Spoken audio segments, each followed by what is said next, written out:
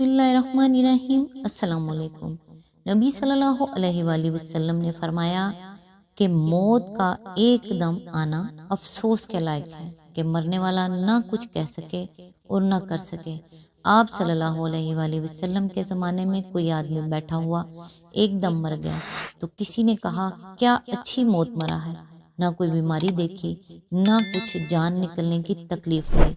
हजूर सल्लल्लाहु अलैहि वसल्लम को जब इसका ये कहना मालूम हुआ तो आप सल्लल्लाहु अलैहि वसल्लम ने उस आदमी से फरमाया कि तेरे पास क्या सबूत है कि अचानक एकदम मरने से उसको तकलीफ नहीं हुई। अगर अल्लाह ताला इसको इस हालत में मौत देता कि वो बीमारी की तकलीफ उठाता तो उसके सब गुनाह माफ हो जाते। ये बात हम सबके लिए सबक है, क्योंकि जो कोई बिल्कुल ठीक ठाक बैठा बैठाया मर जाता है तो हम सब कहते हैं वाह वाह क्या बात है, अल्लाह मियाँ ने उसे बहुत अच्छी मौत दी, उसका कोई गुनाह नहीं था। और अगर कोई बीमार होता है तो हम उसको तंज करते हैं। आपस में ही रिश्तेदार ही बहुत कुछ बोलते हैं कि इसने मेरे साथ ये किया था, इसको उसकी सज़ा, इसको फलां की सज़ा, इसको मेरे साथ किए हुए की। भाई खुदा के खौफ से डरें, हमने भी मरना है। आप लोग क्यों नहीं सोचते कि अल्लाह ताला या अल्लाह का नबी इसको अच्छी मौत की निशानी कह रहे हैं और हम लोग उसे अल्लाह की तरफ से अजाब बनाए बैठे हुए हैं। अल्लाह ताला आपको और आपके तमाम अहले खाना को अपने हिफ्ज़-ओ-मान में रखे और नेकी की हिदायत दे, आमीन। आज इंशाल्लाह सूरह अल हज की आयत नंबर 29 से स्टार्ट करेंगे। इसका तर्जमा और तफसीर तफ़हीमुल कुरान से बयान करूंगी जो अहले सुन्नत जमात के लिए है। औज़ बिल्लाहि मिनश शैतानिर रजीम, बिस्मिल्लाहिर रहमानिर रहीम।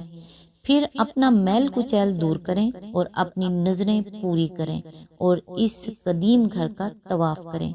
इसकी तफसीर है यानी यौमुल नहर 10 ज़ुल हज को कुर्बानी से फारिग होकर एहराम खोल दें, हजामत कराएं, नहाएं धोएं और वो पाबंदियां ख़त्म कर दें जो एहराम की हालत में आयद हो गई थी। लुगत में तफस के असल मायने इस गुबार और मैल कुचैल के हैं जो सफ़र में आदमी पर चढ़ जाता है, मगर हाजी के सिलसिले में जब मैल कुचैल दूर करने का जिक्र किया गया है तो इसका मतलब वही लिया जाएगा जो ऊपर बयान हुआ है, क्योंकि हाजी जब तक मनासिक हज और कुर्बानी से फारिग ना हो जाए वो ना बाल तरिशवा सकता है, ना नाखून कटवा सकता है और ना जिस्म की दूसरी सफाई कर सकता है। इस सिलसिले में ये बात जान लेनी चाहिए कि कुर्बानी से फरागत के बाद दूसरी तमाम पाबंदियां तो ख़त्म हो जाती हैं, मगर बीवी के पास जाना उस वक्त तक जायज़ नहीं होता जब तक आदमी तवाफ़े इफ़ाज़ा ना कर ले।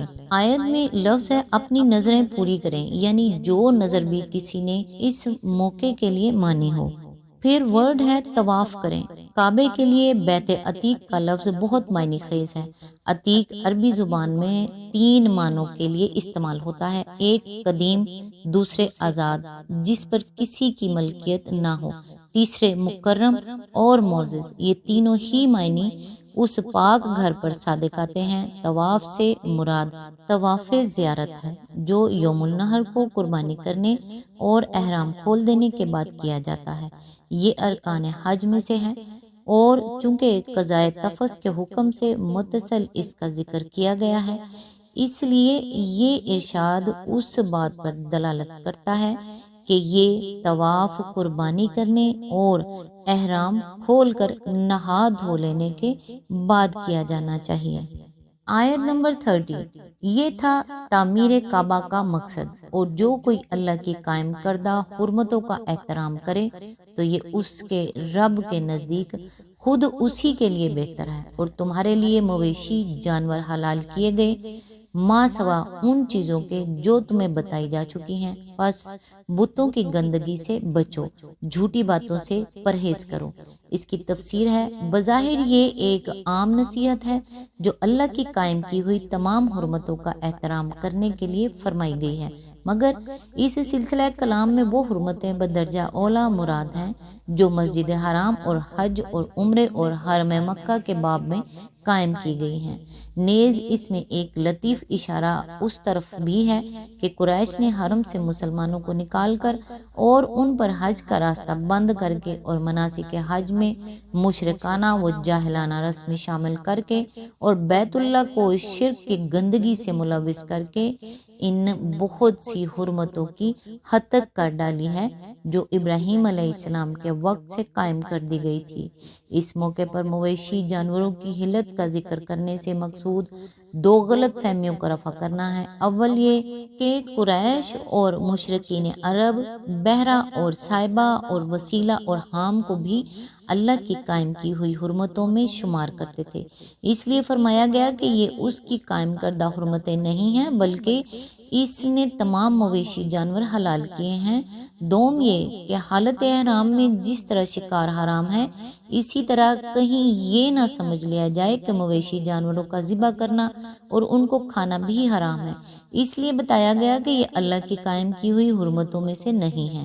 اشارہ ہے اس حکم کی طرف جو سورہ الانعام اور سورہ نحل میں ارشاد ہوا ہے کہ اللہ نے جن چیزوں کو حرام کیا ہے وہ ہیں مردار اور خون اور سور کا گوشت اور وہ جانور جو اللہ کے سوا کسی اور کے نام پر ذبح کیے جائیں۔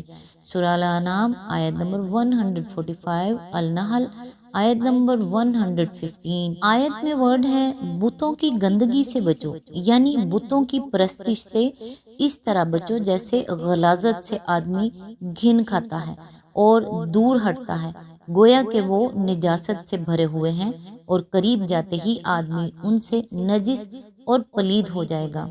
جھوٹی باتوں سے پرہیز کرو، یعنی اگرچہ الفاظ عام ہیں اور ان سے ہر جھوٹ، بہتان اور جھوٹی شہادت کی حرمت ثابت ہوتی ہے، مگر اس سلسلہ کلام میں خاص طور پر اشارہ ان باطل عقائد اور احکام اور رسوم اور اوہام کی طرف ہے جن پر کفر و شرک کی بنیاد ہے۔ اللہ کے ساتھ دوسروں کو شریک ٹھہرانا اور اس کی ذات، صفات، اختیارات اور حقوق میں اس کے بندوں کو حصہ دار بنانا وہ سب سے بڑا جھوٹ ہے جس سے یہاں منع کیا گیا ہے، اور پھر وہ جھوٹ بھی اس فرمان کی براہ راست زد میں آتا ہے جس کی بنا پر مشرکین عرب بحیرہ اور صائبہ اور حام وغیرہ کو حرام قرار دیتے تھے، جیسا کہ سورہ نحل میں فرمایا وَلَا تَقُولُوا لِمَا تَصِفُ أَلْسِنَتُكُمُ الْكَذِبَ هَذَا حَلَالٌ وَهَذَا حَرَامٌ لِتَفْتَرُوا عَلَى اللَّهِ الْكَذِبَ، یعنی اور یہ جو تمہاری زبانیں جھوٹے احکام لگایا کرتی ہیں کہ یہ حلال ہے اور وہ حرام، تو اس طرح کے حکم لگا کر اللہ پر جھوٹ نہ باندھا کرو۔ آیت نمبر 116۔ اس کے ساتھ جھوٹی قسم اور جھوٹی شہادت بھی اسی حکم کے تحت آتی ہے، جیسا کہ صحیح احادیث میں نبی صلی اللہ علیہ وآلہ وسلم سے مروی ہے کہ آپ نے فرمایا جھوٹی گواہی شرک باللہ کے برابر رکھی گئی ہے، اور پھر آپ نے ثبوت میں یہی آیت پیش فرمائی۔ اسلامی قانون میں یہ جرم مستلزم تعزیر ہے۔ امام ابو یوسف اور امام محمد کا فتویٰ یہ ہے کہ جو شخص عدالت میں جھوٹا گواہ ثابت ہو جائے اس کی تشہیر کی جائے اور لمبی قید کی سزا دی جائے۔ یہی حضرت عمر کا قول اور فعل بھی ہے۔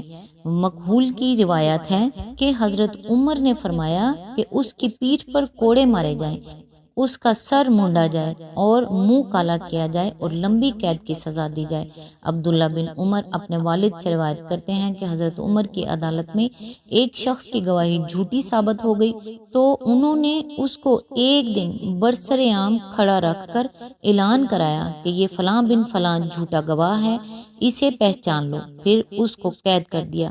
موجودہ زمانے میں ایسے شخص کا نام اخبارات میں نکال دینا تشہیر کا مقصد پورا کر سکتا ہے۔ آیت نمبر 31۔ یکسو ہو کر اللہ کے بندے بنو، اس کے ساتھ کسی کو شریک نہ کرو، اور جو کوئی اللہ کے ساتھ شریک کرے تو گویا وہ آسمان سے گر گیا، اب یا تو اسے پرندے اچک لے جائیں گے یا ہوا اس کو ایسی جگہ لے جا کر پھینک دے گی جہاں اس کے چیتھڑے اڑ جائیں گے۔ اس کی تفسیر ہے، اس تمثیل میں آسمان سے مراد ہے انسان کی فطری حالت جس میں وہ ایک خدا کے سوا کسی کا بندہ نہیں ہوتا اور توحید کے سوا اس کی فطرت کسی اور مذہب کو نہیں جانتی۔ اگر انسان انبیاء کی دی ہوئی رہنمائی قبول کر لے تو وہ اسی فطری حالت پر علم اور بصیرت کے ساتھ قائم ہو جاتا ہے اور آگے اس کی پرواز مزید بلندیوں ہی کی طرف ہوتی ہے، نہ کہ پستیوں کی طرف۔ لیکن شرک اور صرف شرک ہی نہیں بلکہ دوہریت اور الحاد بھی اختیار کرتے ہی وہ اپنی فطرت کے آسمان سے یکا یک گر پڑتا ہے، اور پھر اس کو دو صورتوں میں سے کوئی ایک صورت لازماً پیش آتی ہے۔ ایک یہ کہ شیاطین اور گمراہ کرنے والے انسان، جن کو اس تمثیل میں شکاری پرندوں سے تشبیہ دی گئی ہے، اس کی طرف چھپڑتے ہیں اور ہر ایک اسے اچک لے جانے کی کوشش کرتا ہے۔ دوسرے یہ کہ اس کی اپنی خواہشات نفس اور اس کے اپنے جذبات میں تخیلات، جن کو ہوا سے تشبیہ دی گئی ہے، اسے اڑائے اڑائے لیے پھرتے ہیں اور آخر کار اس کو کسی گہرے کھڈ میں لے جا کر پھینک دیتے ہیں۔ صحیح کا لفظ سحق سے نکلا ہے، جس کے اصل معنی پیسنے کے ہیں۔ کسی جگہ کو صحیح اس صورت میں کہیں گے جب کہ وہ اتنی گہری ہو کہ جو چیز اس میں گرے وہ پاش پاش ہو جائے۔ یہاں فکر و اخلاق کی پستی کو اس گہرے کھڈ سے تشبیہ دی گئی ہے جس میں گر کر آدمی کے پرزے اڑ جائیں۔ آج تک کے لیے بس اتنا ہی۔ نیکسٹ انشاءاللہ آیت نمبر 32 سے سٹارٹ کریں گے۔